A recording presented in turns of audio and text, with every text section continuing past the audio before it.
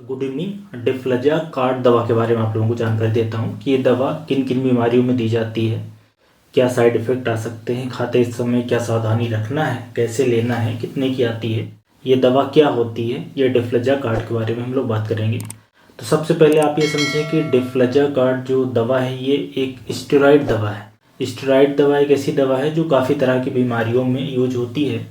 तो डिफ्लजा card tablet के रूप में आती है 6 मिलीग्राम, 12 मिलीग्राम एंड 30 मिलीग्राम, और ये सिरप के रूप में भी आती है, पीने की दवा भी आती है। जो इंडिया में कॉमन ब्रांड हैं जो चलते हैं, ज़्यादा पॉपुलर हैं, उसमें एक तो डिफ कार्ट है, दूसरा डिफ्जा नाम से आती है, इसके अलावा कार्टी मैक्स नाम है, आर्थो कार्ट है, सेरी कार्ट। तो इन नामों से मार्केट में ये उपलब्ध है। काफ़ी तरह के मतलब नाम से दवा आती है, उसके अंदर डिफ्लजा कार्ट होता है। अब ये क्या दवा होती है, कैसे काम कर रहे हैं, तो डिफ्लजा कार्ट एक स्टेरॉइड है जैसा भी मैंने बताया, और ये anti inflammatory and immuno suppression दवा है। इन्फ्लेमेशन को कम करती है और इम्यून सेल्स को सप्रेस करती है। तो ऐसी बहुत सारी बीमारियों में इसलिए ये हेल्पफुल हो जाती है। तो कौन कौन सी बीमारियों में दी जाती है, किस तरह की बीमारियों में डिफ्लजा कार्ट टैबलेट चलेगी, तो कोई भी इन्फ्लेमेटरी कंडीशन जिसमें शरीर में ज़्यादा इन्फ्लेमेशन बढ़ गया है, उस तरह की बीमारी, चाहे वो बोन के अंदर हो जाए या जॉइंट के अंदर हो जाए, फेफड़े के अंदर हो जाए या हार्ट के अंदर बीमारी ऐसी हो सकती है। इसके अलावा इन्फ्लेमेशन के अलावा एलर्जिक रिएक्शन हो जाए, सीवियर एलर्जी हो जाए। अब एलर्जी किसी खाने से हो सकती है, कपड़े पहनने से हो सकती है, किसी दवा के कारण हो सकती है, या मौसम के कारण हो सकती है, और बाहरी पोल्यूशन के कारण हो सकती है। तो सीवियर एलर्जी हो रही है तब ये दवा दी जा सकती है। इसके अलावा ऑटो इम्यून बीमारियां हैं। अब ऑटो इम्यून बीमारियां शरीर के अलग अलग हिस्सों में कई तरह की हो सकती हैं, जैसे कि रूमेटॉइड अर्थराइटिस है जो कि हड्डी के अंदर हो जाती है या जॉइंट्स के अंदर होती है, एसएलई हो गया, या स्किन में होती है, सोरियासिस है। तो ऐसी बीमारियों में इसके अलावा जो ट्रांसप्लांट के पेशेंट रहते हैं, जैसे किसी को लीवर का ट्रांसप्लांट हुआ है, बोन मैरो का ट्रांसप्लांट, किडनी का ट्रांसप्लांट हुआ है, तो ट्रांसप्लांट में इम्यून सेल्स को सप्रेस करने के लिए भी ये दवा दी जाती है। और ऐसे ही कुछ तरह के कैंसर होते हैं जिसमें दवा दी जा सकती है। कहने का मतलब है कि जो डिफ्लजा कार्ट दवा है ये स्टेरॉइड है और काफ़ी तरह की बीमारियों में इसका यूज कर सकते हैं। ऐसी बीमारियों में जो इम्यूनिटी से बेसिकली संबंध रखती हैं, या ऐसी बीमारियों में जिसमें शरीर में ज़्यादा इन्फ्लेमेशन हो जाता है, इन्फ्लेमेटरी सेल्स आ जाते हैं। अब इस दवा के साइड इफ़ेक्ट की बात करें, जो स्टेरॉइड दवा होती है उसके काफ़ी तरह के साइड इफ़ेक्ट हैं अगर उसको सही तरीके से ना यूज करी जाए। इसलिए हमेशा मेरी सलाह रहती है कि स्टेरॉइड दवा आप बिना डॉक्टर की सलाह के तो बिल्कुल नहीं ले सकते। अब अगर इसके साइड इफ़ेक्ट की बात करें तो अगर आप थोड़े दिन के लेते हो तो कोई ज़्यादा साइड इफ़ेक्ट नहीं है, लेकिन अगर आप काफ़ी लंबे समय के लिए ले रहे हो और ज़्यादा डोज में ले रहे हो, जैसे कि इसका 12 मिलीग्राम वाला या 30 मिलीग्राम ले रहे हैं, तो उससे भी साइड इफ़ेक्ट आ सकते हैं। क्यों आ सकते हैं? क्योंकि ये एक तरीके की हार्मोनल दवा है। हमारे शरीर में स्टेरॉइड बनता है जो काफ़ी तरह के अलग अलग काम करता है।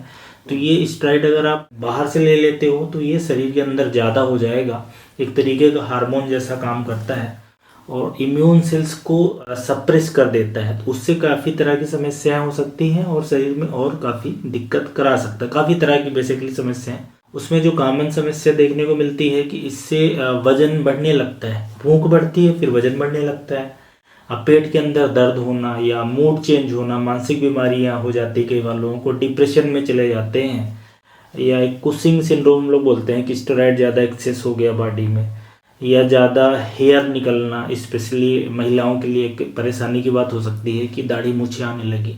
इसके अलावा इसमें पेट निकलना, तोत बढ़ जाना, या ये जो सबसे इम्पोर्टेंट एक और साइड इफ़ेक्ट है कि जो स्टमक है उसके अंदर सूजन कराना, इन्फ्लेमेशन कराना, गैस्ट्राइटिस कराना, गैस्ट्रिक अल्सर बनवाना, पेट में ज़्यादा गैस होगी, इनडाइजेशन की समस्या है और कब्ज की समस्या ये हो सकती है। पेशाब बढ़ जाना, इसके बाद हड्डियाँ कमज़ोर हो जाना या स्किन कमज़ोर हो जाना, स्किन में स्ट्रेच मार्क पड़ जाना। और ये स्टेरॉइड दवा से इम्यूनिटी कम होने से शरीर को फंगल इन्फेक्शन लग सकता है, कैंडिडा का इन्फेक्शन लग सकता है, और कोई अगर इन्फेक्शन है तो ज़्यादा दिन तक चल सकता है। जैसे वायरल इन्फेक्शन है तो आपने दवा अगर इसको ली है तो हो सकता है कि इन्फेक्शन थोड़ा सा लंबा चल जाए। तो ये कुछ इंपॉर्टेंट साइड इफ़ेक्ट हैं, और जो इसमें वार्निंग या प्रिकॉशन या कंट्राइंडिकेशन बोल सकते हैं कि डिफ्लजाकार्ड टैबलेट चल रही तो क्या रखना है या किस कंडीशन में नहीं देना है।